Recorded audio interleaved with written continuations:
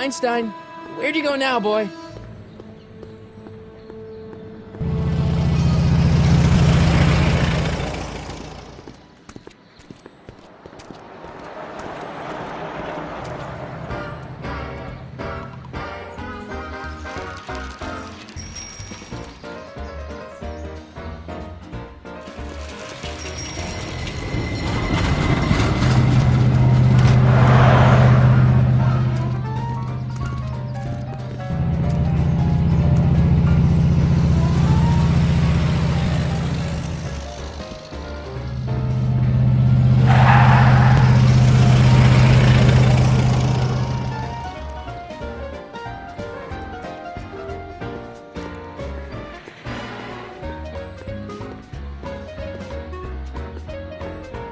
Young man! Excuse me, young man! Who, me? You're the only man in the street, and I'm looking for a man-in-the-street reaction. Naturally, you know about the explosion that destroyed this illegal gin establishment. I read about it, yeah. What's your opinion of Carl Sagan, the stranger who single-handedly did what the law has been unable to do for 10 long years, namely, rid Hill Valley of the scourge of liquor?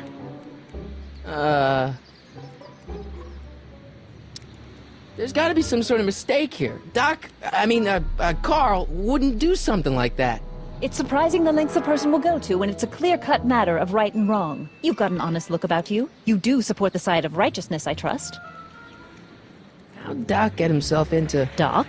Doc is his nickname. I'm good friends with Carl. You are? Really? Oh, but I need an unbiased opinion for my story. Pretend you don't know him. How would you feel about his heroic act of destruction? You can mark me down as a supporter. The young man said, flashing a boyish yet virile grin. Hill Valley needs more upstanding youths like yourself. Do you have a message for the vicious gangsters who still roam these streets, no doubt plotting to corrupt our citizens with another den of booze, sin, and debauchery? Ask him where I can get the address. Ah, I see! Because you want to blast it to smithereens just like Carl Sagan did. With public-spirited citizens like you around, the lawless element will be on the run in no time. Mr. May I get your name? Yeah, it's... Michael Corleone. Thank you for sharing your candid opinions, Mr. Corleone. Edna Strickland, Hill Valley Herald. I know. I met you back. I'm familiar with your work. You read my column? How sweet! I know it's just an etiquette column, but I believe it'll lead to bigger and better... Oh! Einstein, no! Down, boy! Is this wretched creature yours? He assaulted me once before.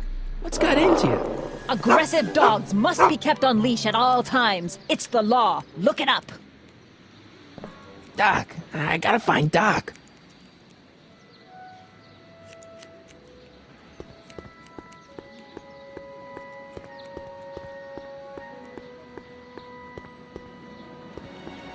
I guess this is where the speakeasy burned down. How'd Doc ever get mixed up in that?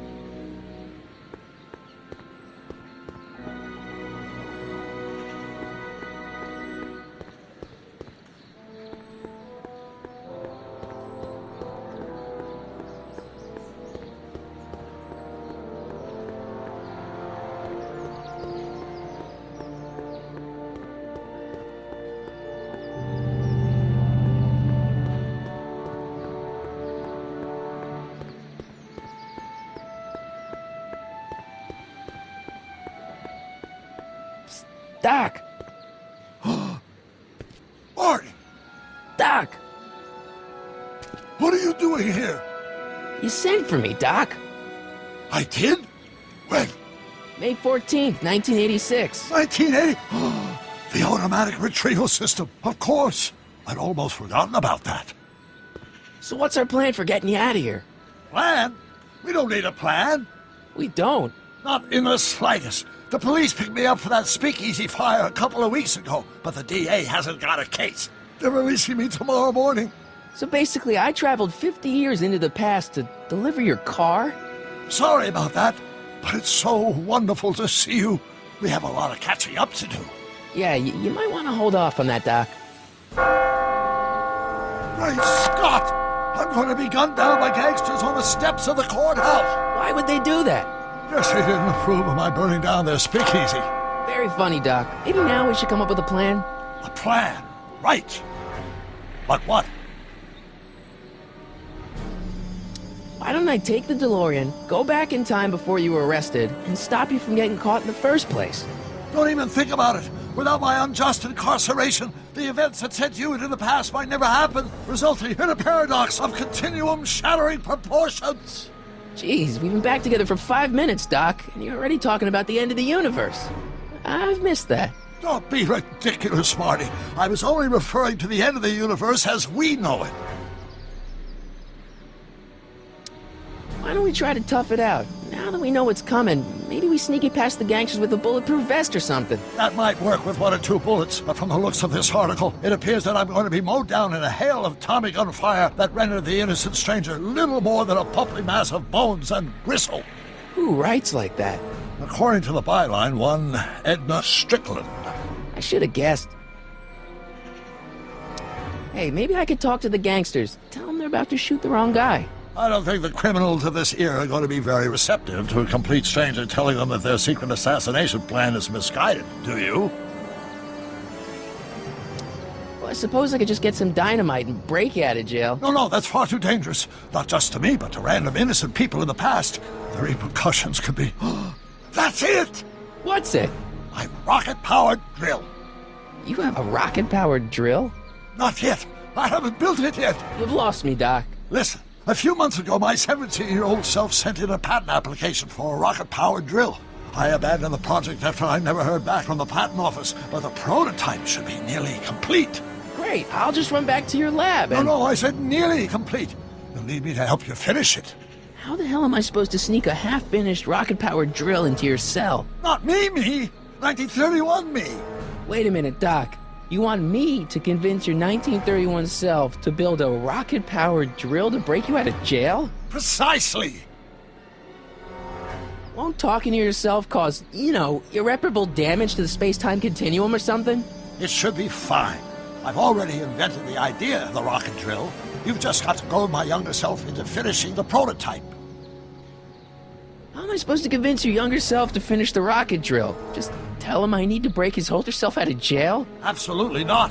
Whatever you do, you can't tell my younger self anything about time travel. I won't come up with the inspiration for the flux capacitor for another 24 years. Then what am I supposed to... Just be your charming self. From what I remember, I'm a pretty easygoing kid, so enlisting me in a scientific adventure should be a piece of cake. Okay, let's say I go along with this crazy idea. Where can I find you? I mean, the other you. How should I know? It was over 50 years ago. Why don't you go over to the soup kitchen next door and give my house a call? They'll know where to find me. Soup kitchen. Got it.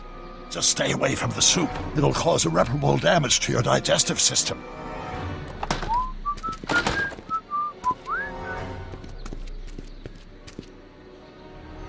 I guess I better get started.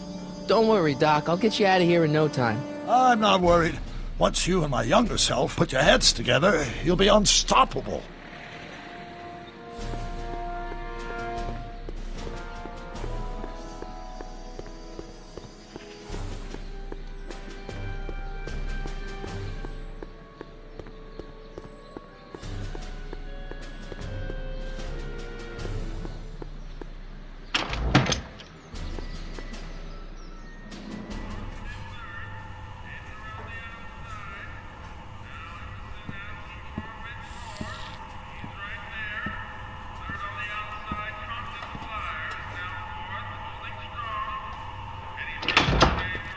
McFly?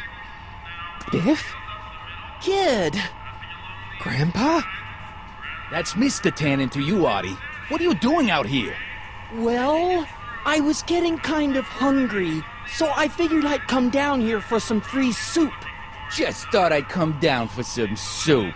Think, McFly. The DA's throwing around subpoenas like Babe Ruth. I don't think Ruth's a pitcher anymore. Shut it. If one of those subpoenas landed in the hands of my number cruncher, I'd be in a whole lot of trouble. I could even get sent up the river.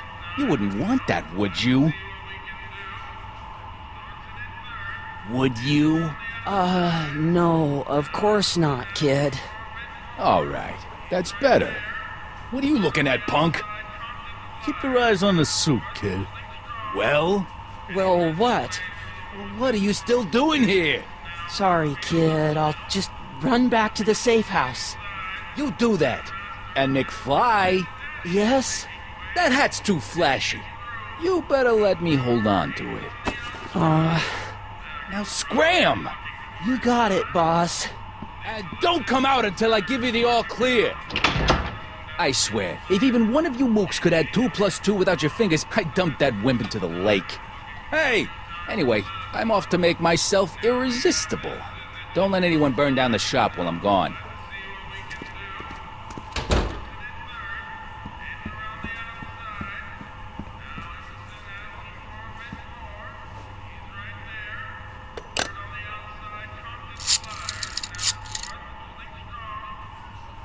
Brown residence? Hi. Do you know where I could find Emmett Brown? Young Master Brown is currently tending to his clerking duties at the courthouse. Who may I say is calling? The courthouse? Doc never told me you worked at the courthouse.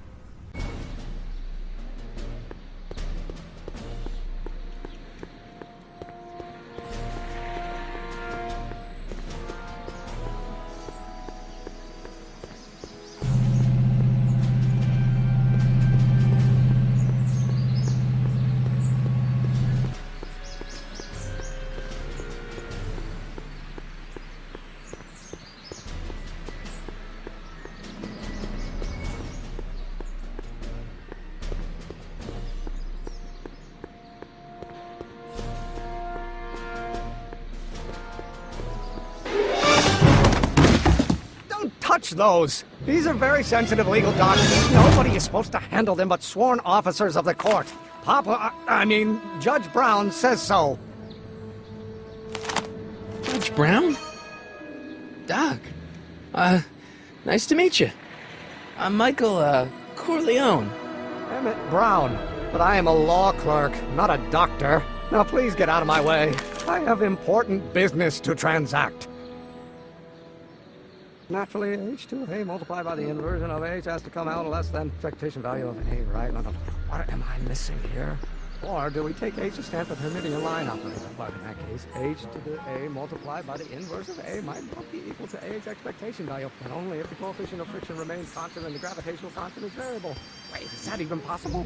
Oh, let's start over. Force equals mass times acceleration, of course. That's Newton. But how many newtons are required to maintain a constant mass if acceleration is reduced by the inverse of the derivative of the speed relative to the speed of light? Oh, which brings us back to H. Gale, Zemeckis, and Fine. Attorneys at law. No solicitors. Hello? No solicitors! Listen, Emmett, you don't know me, but I'm your friend. I'm not big on friends. They get in the way of work. What's this important business you're up to? It's a legal matter, very complicated, very abstruse. I need to obtain 5 sets of initials on every copy of this writ of indemnification before before Judge Brown can even think of granting a waiver to the party in the first part. You have no idea what it's about, do you? That's how important it is. So, Emmett, what time are you through with work? Depends. On weeknights, Pop sometimes keeps me in the office till 9. 9 at night? But today's Saturday. Right. So I probably won't get off before 10. Come on, Doc. Emmett, drop the Legal Eagle Act. I got something more important for you to do. Mr. Corleone, I'll have you know that the law is the very mortar that holds society together, and we in the legal profession are like brick masons building the edifice of the future. Your dad tell you that? Every morning. How about you knock off work early and I'll buy you a beer, or soda. What do you say? Don't try to tempt me from my duty with sugary beverages. Keeping the wheels of justice turning, that's my one passion in life. Besides, if I left before 8, my pop would kill me. Sounds like you're a little scared of your father. Scared of my father? Pop is the most learned, just, incorruptible judge that Hill Valley has ever seen. The only people scared of Judge Brown are people with a dark secret to hide. And I don't have a dark secret to hide. Listen, I understand you're working on a new invention in your lab. Invention? You must have me mixed up with somebody else. I'm in law. I have absolutely no interest in science. Or do we take H to stand for the Hermitian line operator part? In that case, H to the A multiplied by the inverse of A might well be equal to A's expectation. Oh, think, Emmett, think. H to the A multiplied by the inverse of A. H to the A multiplied by the inverse of A.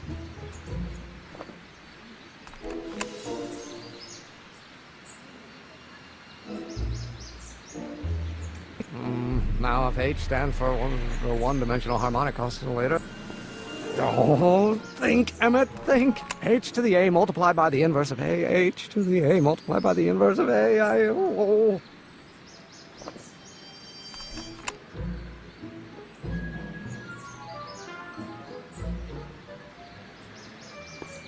Well, no.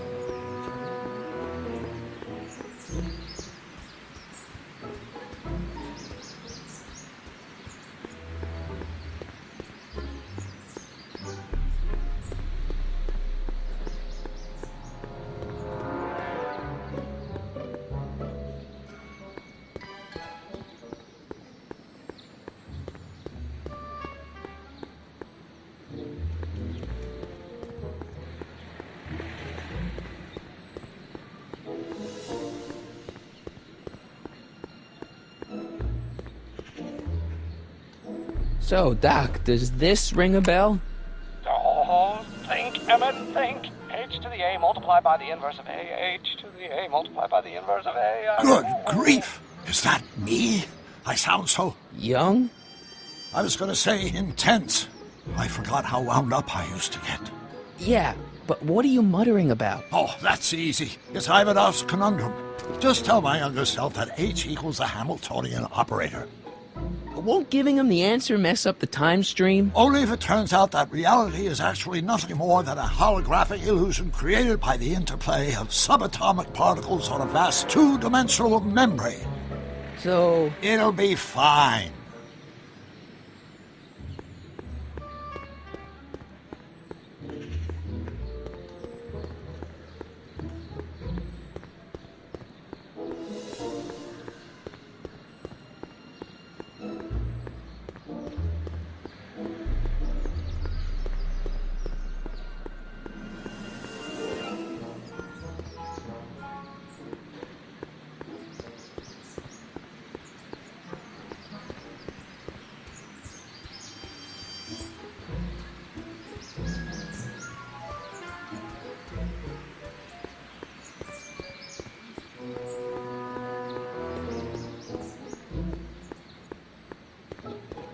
Now if H stands for the one-dimensional harmonic oscillator. Come on, wait up a minute.